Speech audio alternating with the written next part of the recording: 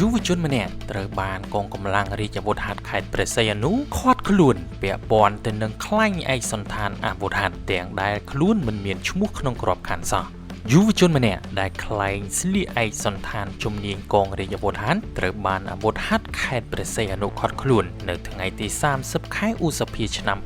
2025ក្រោយពិនិត្យនិងរកឃើញថាបុគ្គលនេះមិនមានឈ្មោះក្នុងការគ្រប់គ្រងរបស់កងរាជអាវុធហត្ថនោះទេលោកឧត្តមសេនីយ៍ត្រីអៀងហ៊ីអ្នកនាំពាក្យកងរាជអាវុធហត្ថលើផ្ទៃប្រទេសបានឲ្យដឹងថាការចាប់ខ្លួនរបស់បុគ្គលខាងលើនេះធ្វើឡើងបន្ទាប់ពីកងរាជអាវុធហត្ថបានឃើញការផ្សព្វផ្សាយព័ត៌មានតាមបណ្ដាញសង្គមពាក់ព័ន្ធនឹងបុគ្គលម្នាក់ស្លៀកពាក់ឯកសណ្ឋានជំនាញកងរាជអាវុធហត្ថតាមការពិនិត្យភិនភាគនិងអត្តសញ្ញាណបុគ្គលនេះមិនមានឈ្មោះក្នុងការគ្រប់គ្រងរបស់កងរាជអាវុធហត្ថនោះទេកងរាជអាវុធហត្ថបានបើកការស៊ើបអង្កេតនិងការស្រាវជ្រាវទើបធ្វើការឃាត់ខ្លួនបុគ្គលនេះបច្ចុប្បន្នបុគ្គលនេះសង្ស័យត្រូវបានឃាត់ខ្លួនបណ្ដោះអាសន្ននៅបញ្ជាការដ្ឋានកងរាជអាវុធហត្ថខេត្តព្រះសីហនុនិងកំពុងបន្ត